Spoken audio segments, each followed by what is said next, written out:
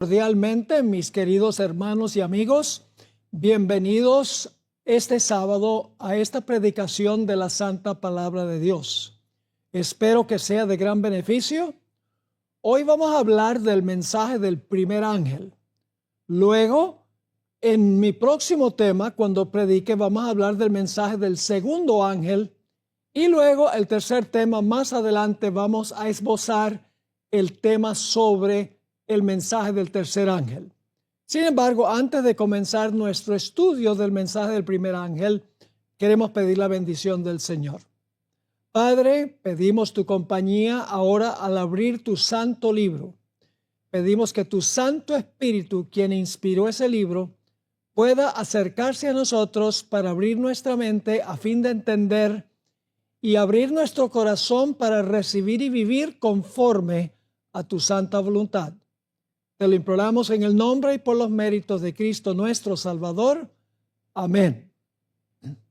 Vamos a comenzar leyendo el mensaje del primer ángel que se encuentra registrado en Apocalipsis 14 y vamos a leer los versículos 6 al 12. Apocalipsis 14, 6 al 12 dice así: Vi volar por en medio del cielo a otro ángel que tenía el evangelio eterno, para predicarlo a los moradores de la tierra, a toda nación, tribu, lengua y pueblo, diciendo a gran voz: Temed a Dios y dadle gloria, porque la hora de su juicio ha llegado. Y adorad a aquel que hizo el cielo y la tierra, el mar y las fuentes de las aguas. Versículo 8. Otro ángel le siguió diciendo: ha caído Babilonia, la gran ciudad, porque ha hecho beber a todas las naciones del vino del furor de su fornicación. Versículo 9, el tercer ángel. Y el tercer ángel los siguió diciendo a gran voz: si alguno adora a la bestia y a su imagen y recibe la marca en su frente o en su mano, él también beberá del vino de la ira de Dios, que ha sido vaciado puro en el cáliz de su ira, y será atormentado con fuego y azufre delante de los santos ángeles y del Cordero, y el humo de su tormento sube por los siglos de los siglos. Y no tienen reposo de día ni de noche los que adoran a la bestia y a su imagen, ni a nadie que reciba la marca de su nombre. Y luego concluye en el versículo 12: aquí está la paciencia de los santos, los que guardan los mandamientos de Dios y la fe de Jesús. Estos son los mensajes de los tres ángeles de Apocalipsis, de los cuales vamos a estudiar en nuestro tema de hoy, el primero. Ahora, ustedes notarán en el mensaje del primer ángel que hay varios puntos claves. En primer lugar, este es el último mensaje de Dios al mundo. Y eso lo sabemos porque cuando termina el mensaje del tercer ángel, se le ve a Jesús sentado en una nube con una hoz en la mano y viene a cosechar la tierra, porque todo se ha madurado. La mies, que representa a los justos, y las uvas, que representan a los impíos. Es decir, todos han tomado sus decisiones finales en favor de Dios o en contra de Dios. Así que este mensaje es el último, seguido por la segunda venida de Jesús. En segundo lugar, es un mensaje global. Debe ir a toda nación, tribu, lengua y pueblo. Es decir, no se aplica a los judíos, se aplica a todas las personas de todas las naciones y con todos los idiomas. Y últimamente, los mensajes son secuenciales. No podemos proclamar el tercero sin proclamar el primero y luego el segundo y luego el tercero en ese orden específico. Eso lo sabemos porque después de decir vi volar por en medio del cielo a otro ángel, que es el primer ángel, luego en el versículo 8 dice y otro ángel le siguió, es decir, viene después del primero. Y luego en el versículo 9 dice y el tercer ángel los siguió diciendo, es decir, el tercer ángel sigue al primero y al segundo. Así que es el último mensaje que es global, va a todo el mundo y los mensajes hay que proclamarlos en orden cronológico. El primero, luego el segundo y luego el tercero. Hoy vamos a hablar del primero. En el próximo tema, cuando yo predique, puede pasar algunas semanas entre este y el siguiente tema, pero el segundo vamos a hablar del segundo ángel y luego en el último tema de esta serie vamos a hablar del mensaje del tercer ángel. Ahora, ustedes notarán en primer lugar en el versículo 6 que dice que este ángel tiene el evangelio eterno para proclamarlo a todo el mundo. Vamos a leer otra vez el versículo 6. Vi volar por en medio del cielo a otro ángel que tenía el evangelio eterno para predicarlo a los moradores de la tierra, a toda nación, tribu, lengua y pueblo. Así que nos preguntamos, ¿qué es el evangelio eterno? Porque este ángel proclama el evangelio eterno a nivel global. Necesitamos, por lo tanto, entender qué es el evangelio eterno. Vamos a encontrar que el evangelio eterno consta de 4 conceptos claves. En primer lugar, el evangelio eterno enseña que somos salvos por gracia a través de la fe. Nuestras obras no pueden ganar méritos con Dios. Nuestras obras no pueden traer salvación. Más bien las obras fluyen naturalmente de una relación que tenemos con Cristo Jesús. Vamos a leer Efesios 2 y el versículo 8 al 10, a donde se habla de este aspecto del evangelio eterno, salvos por gracia a través de la fe. Dice en Efesios 2, 8 al 10, porque por gracia sois salvos, por medio de la fe. Y esto no de vosotros, pues es don de Dios, no por obras para que nadie se gloríe. Pero ahora alguno dirá, bueno, no es por obras, así que mis obras no importan. Leamos el versículo 10. Porque somos hechura suya. Esto no está hablando de cuando fuimos creados. Cuando dice somos hechura suya, significa que hemos sido recreados por el poder del Espíritu Santo. Hemos nacido de nuevo, en otras palabras. Hemos pasado de la muerte a la vida. Así que dice, porque somos hechura suya, creados en Cristo Jesús para buenas obras, las cuales Dios preparó de antemano para que anduviésemos en ellas. No somos salvos por obras, pero cuando recibimos a Cristo como Salvador, cuando por fe respondemos a su gracia, dice aquí que andamos en las obras que Dios preparó para nosotros. Es decir, salvación es por gracia para luego desempeñar buenas obras, no de nosotros, sino de Dios. El segundo aspecto del evangelio eterno es que el Señor Jesucristo vino a este planeta para tejer un manto de perfecta justicia. Vino a vivir una vida perfectamente obediente, perfectamente justa. Y de esta manera Jesús tejió un manto de justicia para que nosotros podamos reclamar ese manto que Él tejió con su vida perfecta. Es decir, Él fue el que tejió el manto y está dispuesto de regalarnos ese manto. No es nada de nuestra parte. ¿Dónde dice la Biblia que el Señor Jesucristo vino para vivir una vida perfecta? Bueno, vamos a 2 Corintios 5 y el versículo 21 y vamos a enfatizar especialmente la primera parte del versículo. En un momento vamos a estudiar la segunda parte del versículo. Dice allí en 2 Corintios 5, 21, al que no conoció pecado, está hablando de Jesús, al que no conoció pecado, por nosotros lo hizo, es decir, el Padre lo hizo pecado, para que nosotros fuésemos hechos justicia de Dios en él. Fíjense que dice que Jesús no conoció pecado. Vivió una vida perfectamente obediente, tejió un manto de perfecta justicia que nosotros podemos reclamar por fe, por arrepentimiento y confesión de nuestros pecados. Jesús toma el manto que Él tejió, nos cubre y Dios nos mira como si nunca hubiéramos pecado. Pero para eso Jesús tuvo que vivir una vida de perfecta obediencia. Noten luego, el Señor Jesucristo tiene que cargar la culpa de nuestros pecados porque hay que pagar. La paga del pecado es muerte.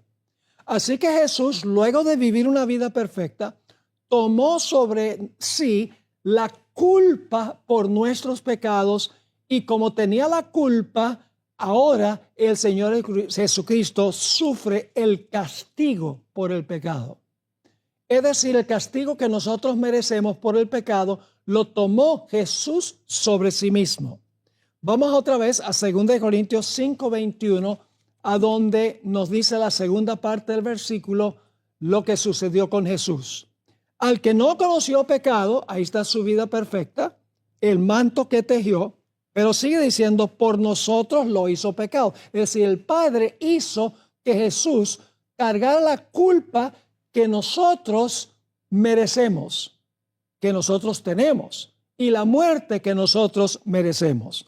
Así que dice, al que no conoció pecado, por nosotros lo hizo pecado, para que nosotros fuésemos hechos justicia de Dios en él. Es decir, Jesús sufrió nuestro castigo para que nosotros a través de él podamos ser reconocidos como justos en él ante Dios el Padre. Isaías 53 nos dice algo semejante.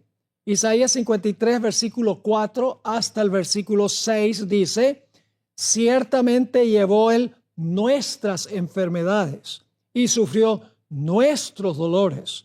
Y nosotros le tuvimos por azotado, por herido de Dios y abatido. Fíjese, el Padre fue el que lo hirió. Sigue diciendo el versículo 5, mas el herido fue por nuestras rebeliones, molido por nuestros pecados. El castigo de nuestra paz fue sobre él, y por su llaga fuimos nosotros curados. Todos nosotros nos descarriamos como ovejas. Cada cual se apartó por su camino, mas Jehová, este es Dios el Padre, mas Jehová cargó en él el pecado de todos nosotros. Jesús vivió una vida absolutamente perfecta. Tejió un manto para cubrir la vergüenza de nuestra desnudez. Y luego, después de eso, el Señor Jesucristo cargó nuestra culpa, los pecados de todo el mundo, y como estaba cargando la culpa, el Señor Jesucristo sufre la muerte, que es la paga del pecado. Notemos también Gálatas 3 y el versículo 13 sobre este segundo aspecto del Evangelio eterno. Dice allí, Cristo nos redimió de la maldición de la ley. ¿Cómo es que Jesús nos redimió de la maldición de la ley? Algunos piensan y dicen, la ley nos maldice, así que la ley es mala. No, el malo soy yo, no la ley. La ley sencillamente me dice, tú desobedeciste los requisitos que yo presento. El problema no es con la ley, el problema es con el pecado. Imagínense que yo llego a un semáforo en rojo y me paso el semáforo en rojo. Me para un policía. Estoy bajo la ley. Merezco el castigo. Merezco la multa. Ahora, imagínense que yo le diga al policía, ese semáforo no debe existir. Ese semáforo tiene la culpa de lo que yo hice. Claro que no. La culpa no la tiene la ley, el semáforo que dice para cuando está rojo el semáforo, sino que la culpa está en mi persona porque yo he violado la ley. Así que dice, Cristo nos redimió de la maldición de la ley. ¿Y cómo lo hizo? Hecho por nosotros maldición. Porque está escrito, maldito todo el que es colgado en un madero. Tremendo eso. Dice, Cristo nos redimió de la maldición de la ley. ¿Por qué la ley nos maldice? Porque hemos pecado y transgredido la ley. ¿Y cómo lo hizo? Hecho por nosotros maldición. Jesús tomó sobre sí nuestra culpa y nuestra maldición, nuestro castigo. Ahora podría dar la siguiente ilustración.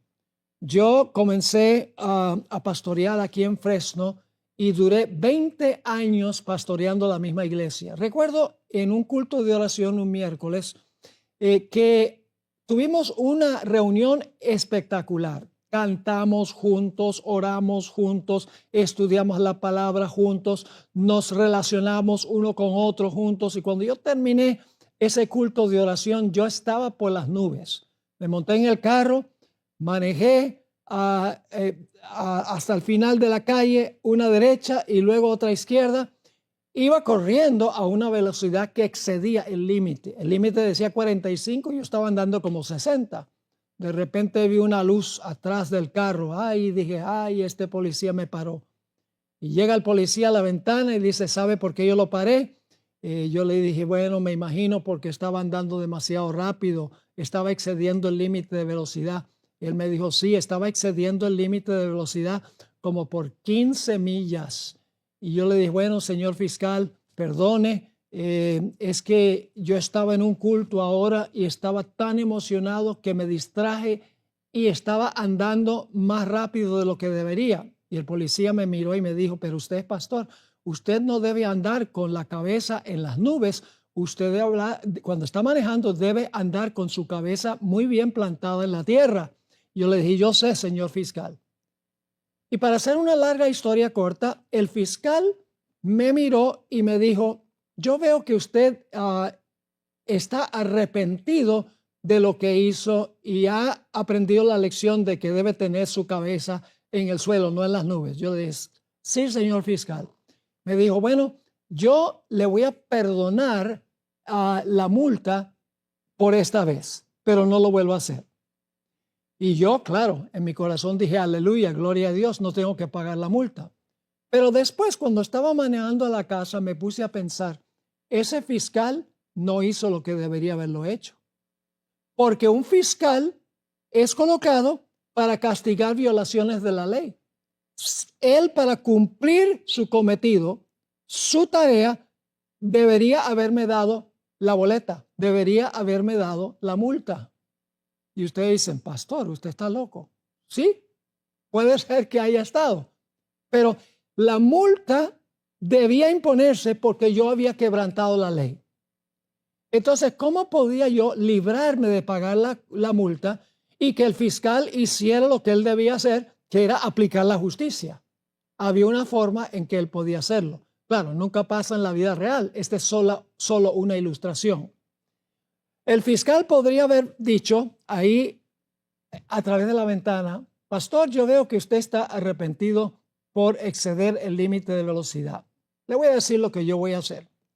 Yo voy a ir allá a la jefatura, le voy a poner la multa, pero yo voy a ir a la jefatura y yo voy a pagar la multa que yo le puse a usted.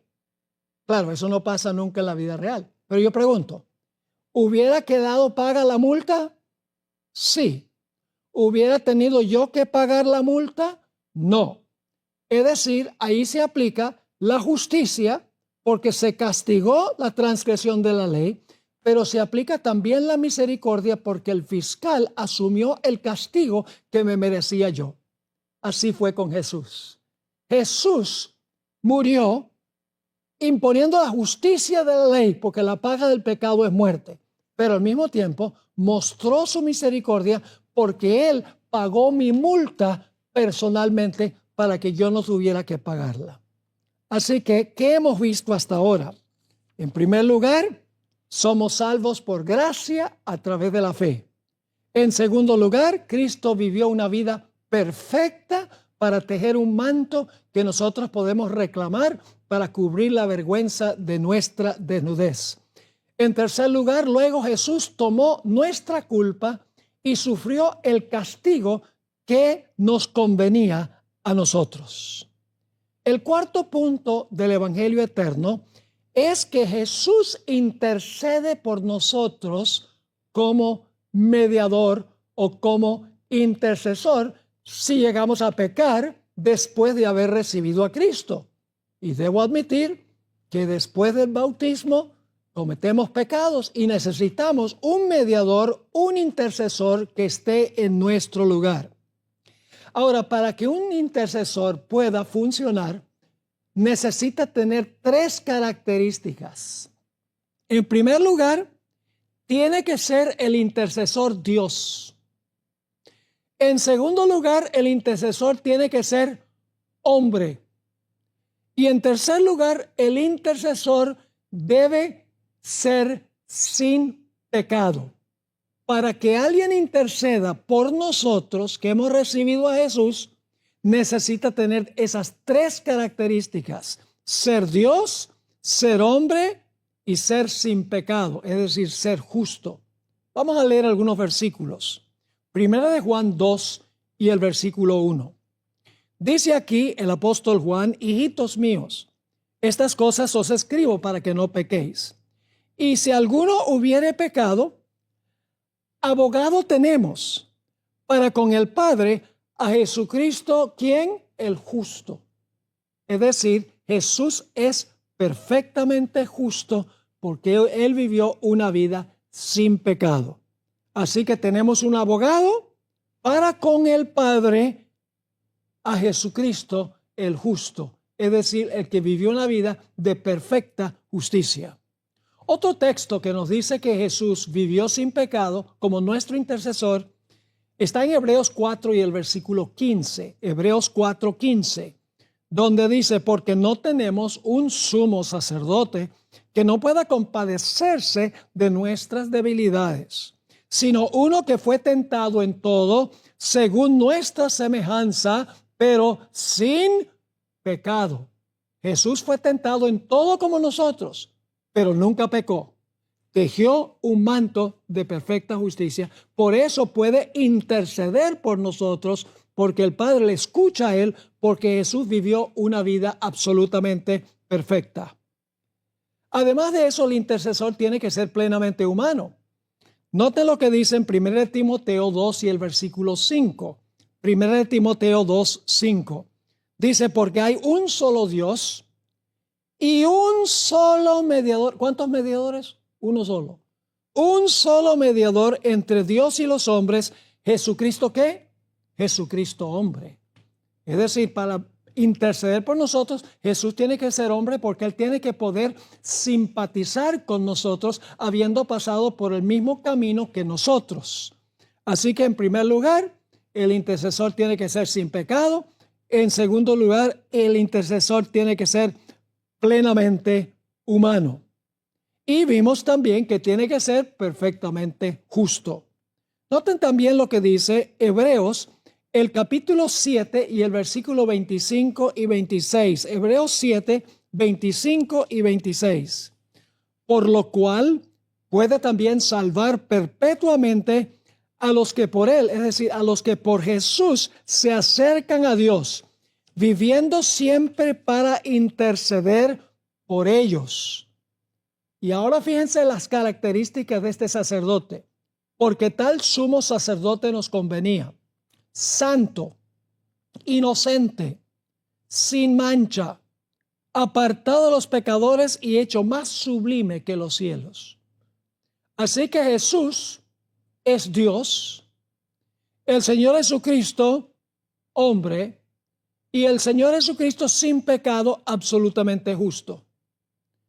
Hay una organización religiosa en el mundo hoy que dice que tenemos que confesarle los pecados a un sacerdote humano.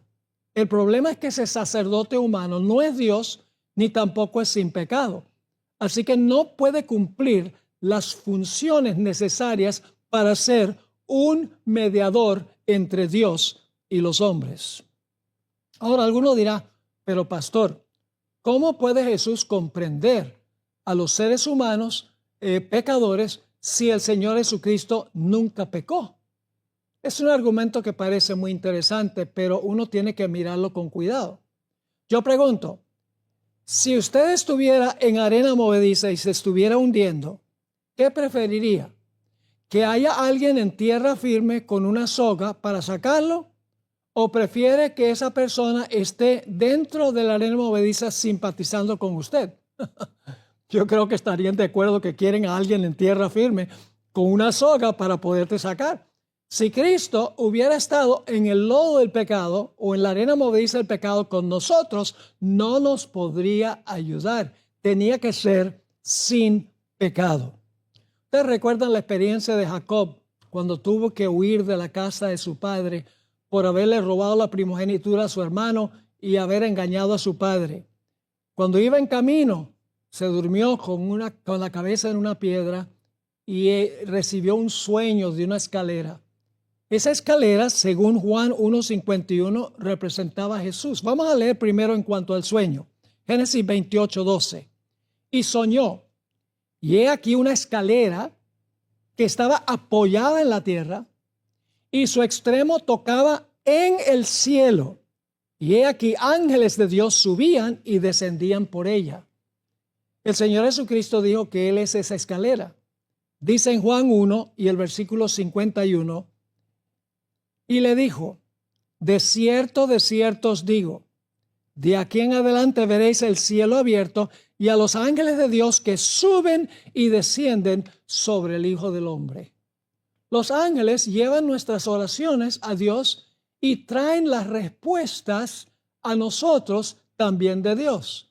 Y el intermediario que presenta nuestras oraciones al Padre y que nos trae respuestas del Padre es Cristo Jesús. Por esa razón, el velo entre el lugar santo y el lugar santísimo tenía querubines bordados en el velo, subiendo y bajando en el velo. En un lado estaba el altar de incienso.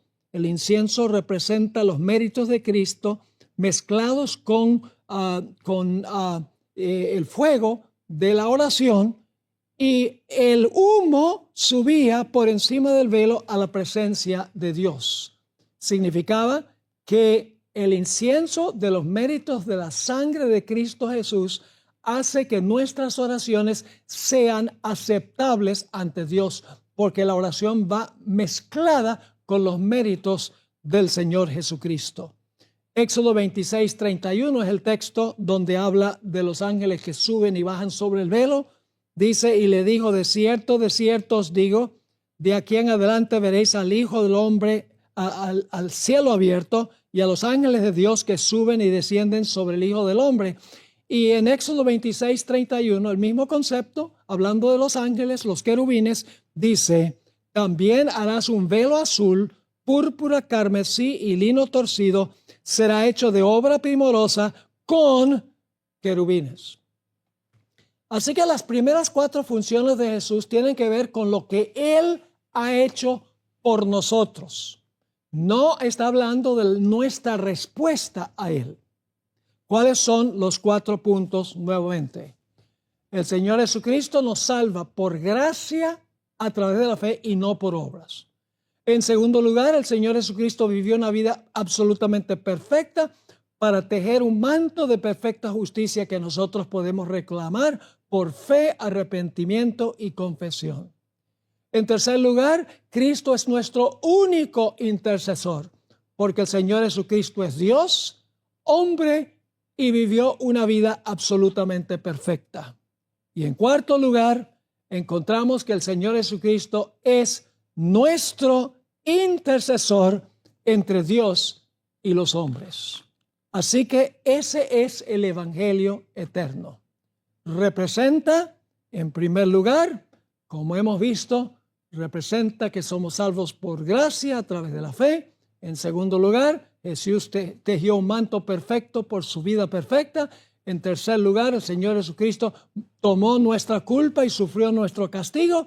Y en cuarto lugar, encontramos que el Señor Jesucristo sirve como nuestro mediador por ser Dios, por ser hombre y por haber vivido una vida sin pecado. Pero el mensaje del primer ángel no termina allí, porque Apocalipsis 14 y el versículo 7 nos dice cuál debe ser nuestra respuesta a la gracia y a la obra que ha hecho el Señor Jesucristo. Vamos a leer el versículo 7.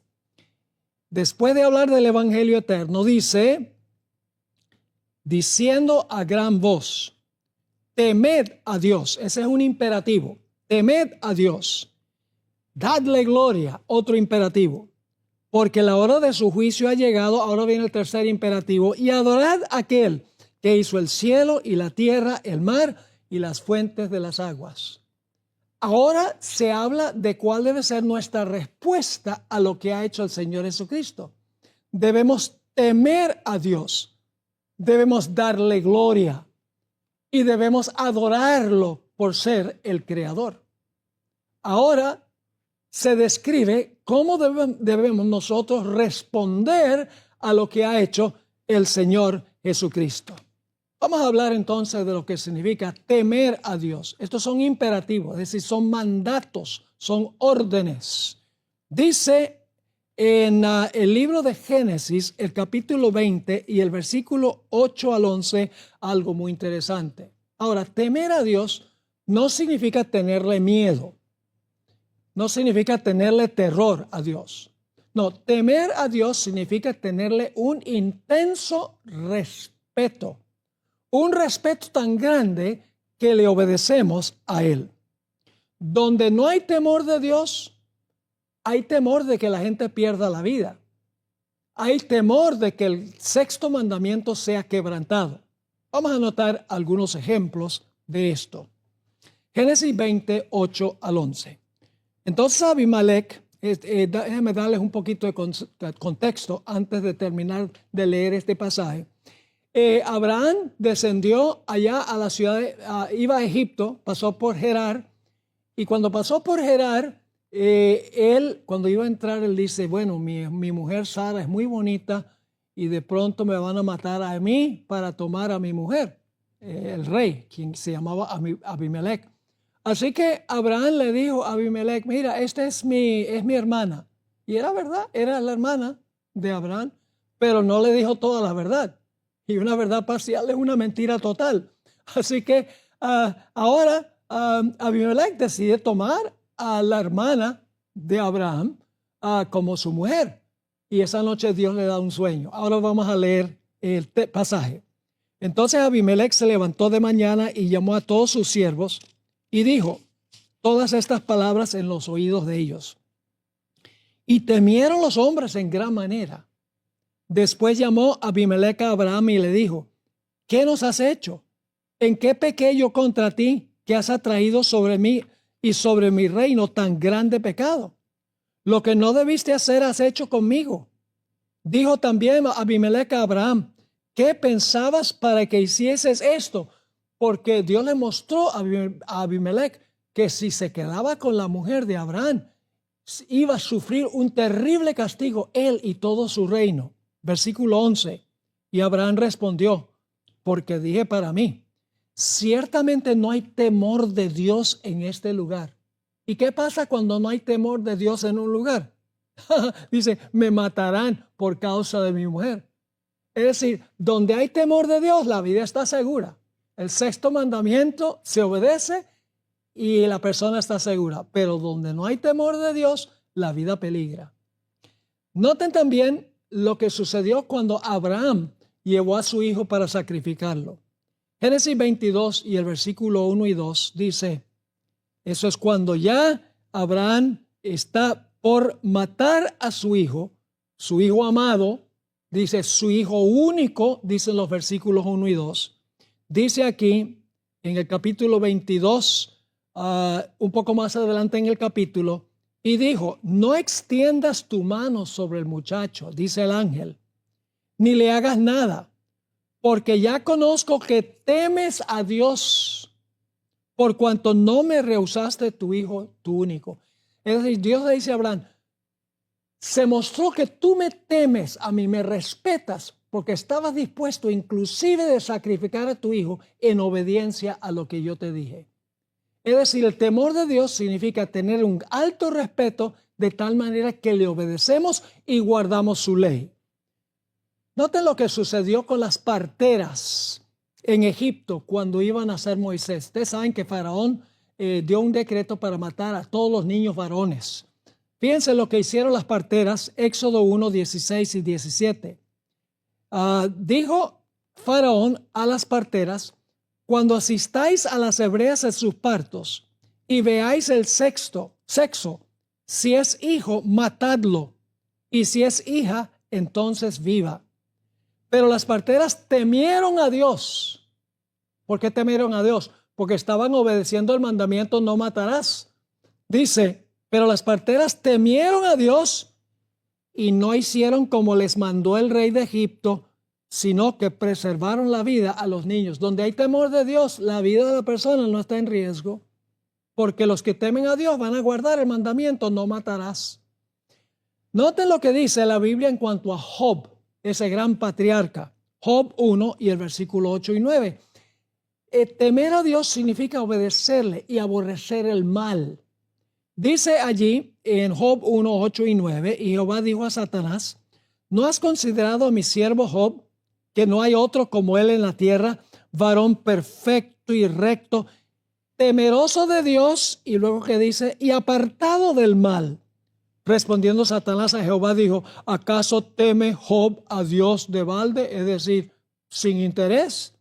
Noten que era temeroso de Dios y apartado del mal. Y el mal es la transgresión de la ley. Noten que cuando Dios le dijo a Noé que construyera un arca en tierra seca cuando nunca había llovido, dice que Noé temió a Dios. Hebreos 11 y el versículo 7 dice, por la fe Noé, cuando fue advertido por Dios acerca de cosas que aún no se veían, con temor preparó el arca en que su casa se salvase, y por esa fe condenó al mundo y fue hecho heredero de la justicia que viene por la fe. ¿Cómo mostró Noé que temía a Dios? Construyendo un barco en tierra seca, obedeciendo la palabra de Dios cuando nunca había llovido. El temor a Dios significa tenerle un alto respeto, de tal manera que guardamos su ley, guardamos sus mandamientos. Note lo que dice en el Salmo 2 y el versículo 11. Es posible temer a Dios y al mismo tiempo tener gozo y alegría. Dice en el Salmo 2:11, servid a Jehová con temor y alegraos con temblor. El Nuevo Testamento dice lo mismo. Hebreos 12 y el versículo 28 y 29. Hebreos 12, 28 y 29.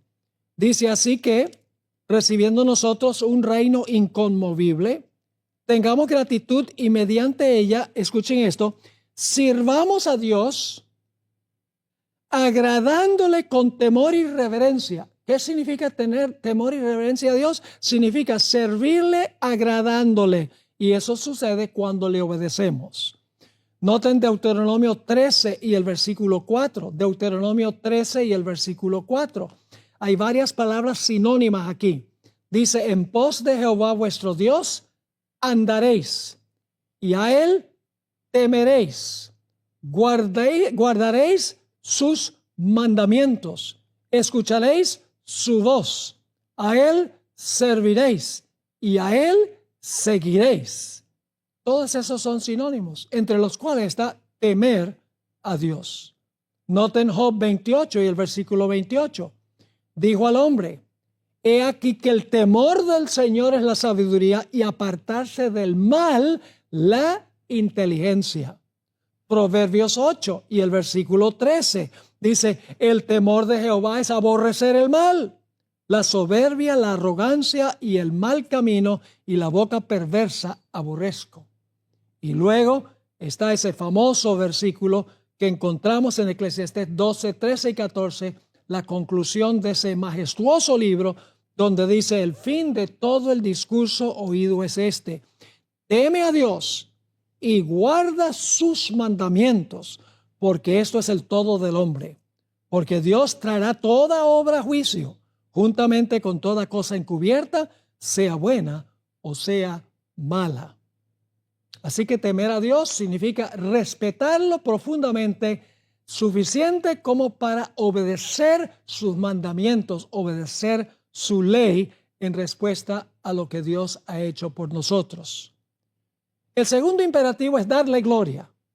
Ahora, la pregunta clave es, ¿cómo podemos darle gloria a Dios? ¿Y qué es la gloria de Dios? Nosotros no podemos darle gloria a Dios en realidad porque la Biblia dice en Romanos 3:23 que todos hemos pecado y estamos destituidos de la gloria de Dios. No podemos darle gloria a Dios, estamos destituidos de la gloria de Dios. Entonces, ¿qué significa darle gloria? Bueno, vamos a Éxodo 33, 18 y 19. La experiencia de Moisés sube al monte para encontrarse con Jehová. Y le hace una petición muy interesante a Jehová. Dice, él entonces dijo, te ruego que me muestres tu gloria. Y le respondió, fíjense la respuesta de Dios, no le muestra una luz deslumbrante. Dice, y le respondió, yo haré pasar todo mi bien delante de tu rostro y proclamaré el nombre de Jehová delante de ti. El nombre de Jehová es su carácter. Así que dice, proclamaré el nombre de Jehová delante de ti y tendré misericordia del que tendré misericordia y seré clemente para con el que seré clemente. Fíjense que Dios dice su nombre tiene que ver con hacer el bien, con misericordia y con clemencia. Dios le está mostrando a Moisés su carácter, los rasgos de su carácter. Esto se amplía en Éxodo 34, 5 al 7. Éxodo 34, 5 al 7. Dice, y Jehová descendió en la nube y estuvo allí con él, proclamando el nombre de Jehová. Fíjense que Dios está proclamando su nombre, pero ¿qué es lo que le está mostrando? Versículo 6, y pasando Jehová por delante de él proclamó, Jehová, Jehová, fuerte, misericordioso y piadoso, tardo para la ira, grande en misericordia y verdad, que guarda misericordia a millares, que perdona la iniquidad, la rebelión y el pecado, y que de ningún modo tendrá por inocente al malvado. Claro, uno de los rasgos de carácter de Dios es que Dios es justo y no hace pasar por alto a una persona que es pecadora y no se arrepiente. Ahora, cuando Moisés descendió del monte, la gloria de Dios se le había pegado. Note lo que dice Éxodo 34 y el versículo 29. Y aconteció que descendiendo Moisés del monte Sinaí con las 2 tablas del testimonio en su mano, al descender del monte no sabía Moisés que la piel de su rostro resplandecía después que hubo hablado con Dios. Fíjese que la gloria de Dios se le pegó a Moisés, pero no era la gloria de Moisés, era la gloria de Jehová reflejada en Moisés, proyectada por Moisés. El apóstol Pablo se refiere a esta experiencia en 2 Corintios 3:18, donde él dice que nosotros podemos pasar por la misma experiencia. Si pasamos tiempo con Jesús, contemplamos su rostro, contemplamos su carácter, lo mismo puede suceder con nosotros. Podemos reflejar su gloria. Dice en 2 Corintios 3:18, por tanto nosotros todos, mirando a cara descubierta, como en un espejo, la gloria del Señor, somos transformados de gloria en gloria en la misma imagen como por el Espíritu del Señor. Ahora escuchen bien, Moisés no siempre fue manso y humilde. Moisés tenía un carácter fuerte. En Éxodo 2, 11 y 12, dice que Moisés, cuando vio que uno de sus compatriotas estaba siendo maltratado por un egipcio, dice que lo mató. Moisés podía ser violento. Sin embargo, Moisés pasó 40 años en el desierto cuidando las ovejas de Jetro, su suegro Jetro. Y después de esos 40 años, la Biblia dice que era un hombre completamente transformado y cambiado, porque había ascendido al monte y había pasado mucho tiempo con el Señor en el monte. El carácter de Dios se le había pegado por tener comunión con Él.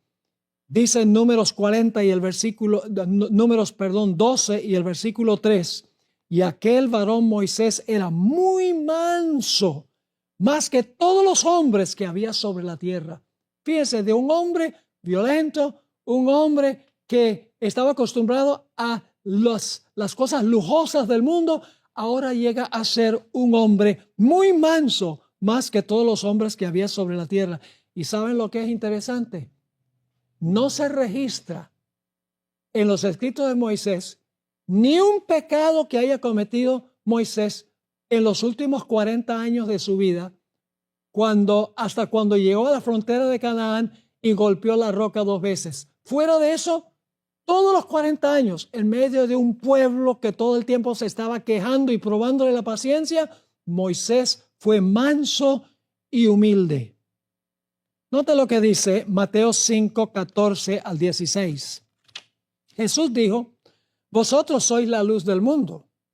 Una ciudad asentada sobre un monte no se puede esconder, ni se enciende una luz y se pone debajo de un almud, sino sobre el candelero y alumbra a todos los que están en casa. Luego Jesús dice: así alumbre vuestra luz delante de los hombres, para que vean vuestras buenas obras. Ahora fíjense, ven las buenas obras y ¡ay, qué buena gente es ese! No, Señor, dice, para que vean vuestras buenas obras y glorifiquen a vuestro Padre que está ¿dónde? Que está en el cielo. Me gusta usar esta ilustración. Salen una noche y ven esa luna plateada, llena, hermosa, iluminada, y dice: ¡ay, qué linda está la luna esta noche! Pero esa no es toda la verdad, porque la luna no es linda, la luna es fea, está llena de cráteres. ¿De dónde vino la luna, la luz de la luna? La luz de la luna vino del sol. Entonces lo que hay que decir es que lindo está el sol esta noche. El sol es Cristo. Y cuando yo estoy en conexión con Cristo, como la luna con el sol, el resultado es que yo reflejo la gloria que viene de Él. Yo no tengo gloria para dar, pero cuando paso comunión con Jesús, la gloria de Él se me pega y entonces su gloria se refleja a otras personas. Ahora rápidamente tenemos que ir a nuestro tercer imperativo: adorad al Creador. Eso lo leímos en Apocalipsis 14 y el versículo 7. Vamos al libro de Éxodo, el capítulo 31 y el versículo 16 al 18. Dios tiene una señal de que Él es el creador. Una señal que cuando la guardamos estamos confesando que creemos en el creador del cielo y la tierra. Dice allí en Éxodo 31, 16: guardarán pues el día sábado los hijos de Israel, celebrando por sus generaciones por pacto perpetuo. Señal es para siempre entre mí y los hijos de Israel. Y ahora viene la razón. Porque en 6 días hizo Jehová los cielos y la tierra, y en el 7º día cesó y reposó. Y dio a Moisés, cuando acabó de hablar con él en el monte de Sinaí, 2 tablas del testimonio, tablas de piedra escritas con el dedo de Dios. Es decir, el mandamiento del sábado fue escrito con el dedo de Dios el 7º día sábado. Y dice aquí que es una señal entre Dios y su pueblo. Noten Ezequiel 20 y el versículo 12 y luego vamos a leer el versículo 20. Dice aquí Dios: les di también mis sábados, no el de los judíos, mis sábados, para que fuesen por señal. Nuevamente dice el sábado es señal entre mí y ellos, para que supiesen que yo soy Jehová, que los santifico. Y luego el versículo 20, y santificad mis sábados. Noten que Dios no dice los sábados de los judíos, dice mis sábados. Y sean por señal, otra vez, el sábado es la señal, entre mí y vosotros, para que sepáis que yo soy Jehová, vuestro Dios. Ahora yo pregunto, ¿por qué se nos manda a postrarnos y adorarnos y adorar a Dios? Bueno, nosotros sabemos por qué, porque Dios es el creador. Y como Dios es el creador, nosotros le debemos adoración, homenaje. Él merece que nos arrodillemos ante Él por ser el creador. Pero Dios ha dado una señal para que no nos olvidemos de que Él es el creador, para que le demos la gloria a Él. Y esa señal nos llega cada semana. Esa señal es el Santo Sábado. No podemos obedecer lo que dice el mensaje del primer ángel, donde dice adora al creador, al menos que incluyamos el sábado. Porque adoramos al creador porque Él es el creador, y la señal conmemorativa que nos dio es la observancia del sábado cada semana. Por eso en el 4º mandamiento de la santa ley de Dios, ese mandamiento escrito con el dedo de Dios, dice en Éxodo 20 y el versículo 8 al 11, acuérdate del día sábado para santificarlo. 6 días trabajarás y harás toda tu obra, mas el séptimo es sábado para Jehová tu Dios.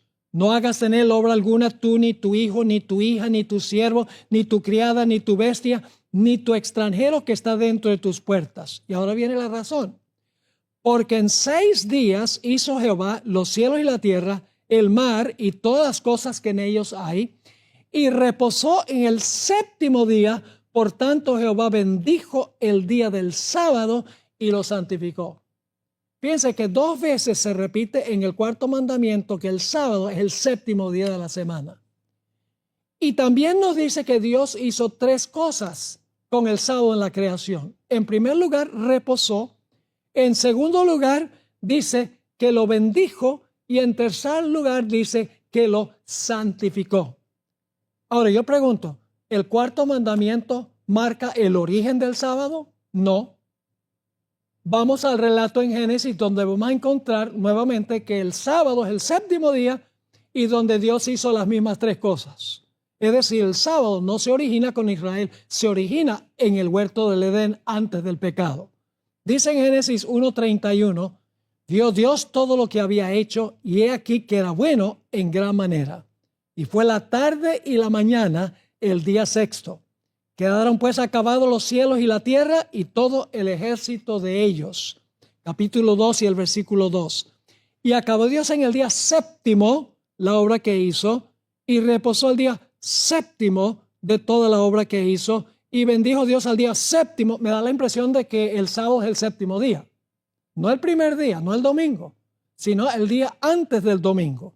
Así que dice, acabó Dios en el día séptimo la obra que hizo, reposó en el día séptimo de toda la obra que hizo, bendijo Dios al día séptimo y lo santificó, porque en él reposó de toda la obra que había hecho en la creación. Es imposible, mis queridos hermanos y amigos, adorar al Creador sin respetar la señal que Él nos dejó como recordativo de que Él es el Creador, un recordativo semanal. Porque Dios sabía que íbamos tal vez a olvidar al Creador por los quehaceres durante la semana. Así que Dios dijo, les voy a dar un recordativo para que no olviden que yo soy el Creador, que ellos son criaturas y que ellos me deben su homenaje y su respeto y su adoración. Hay un versículo o un par de versículos con los cuales debemos terminar nuestro estudio. Y es Isaías 66, 22 y 23, a donde se habla del sábado en el futuro cuando Jesús haga cielos nuevos y tierra nueva. Se vinculan 3 cosas en estos versículos. Número 1, la creación. En segundo lugar, la adoración. Y en tercer lugar, el sábado. Note lo que dice Isaías 66, 22. Porque como los cielos nuevos y la nueva tierra que yo hago permanecerán delante de mí, dice Jehová, así permanecerá vuestra descendencia y vuestro nombre. Y sucederá que de mes en mes y de sábado en sábado vendrán todos, no los judíos, todos a adorar delante de mí, dijo Jehová. ¿Qué día vamos a ir a adorar? De sábado en sábado. ¿Con qué propósito? Para reconocer a quién, para adorar al Creador. Ahora, el mensaje del segundo ángel lo vamos a estudiar en nuestro próximo tema. El segundo ángel menciona que Babilonia ha caído y da la razón por la cual Babilonia cayó. Babilonia cayó porque le dio vino fermentado a las naciones. Esto es Apocalipsis 14 y el versículo 8. ¿Será que la razón por la cual Babilonia cayó es porque rechazó todo lo que enseña el mensaje del primer ángel de Apocalipsis capítulo 14? ¿Será que el vino es lo contrario de las verdades que enseña el mensaje del primer ángel? Vamos a encontrar que así es. Todo lo que dice el mensaje del primer ángel, Babilonia lo contradice, y por eso Dios dice a los que están en Babilonia, porque hay fieles de Dios en Babilonia, les dice, salid de ella, pueblo mío. Así que no se pierdan el próximo episodio donde hablaremos de la caída de Babilonia, el mensaje del segundo ángel. Dios les bendiga.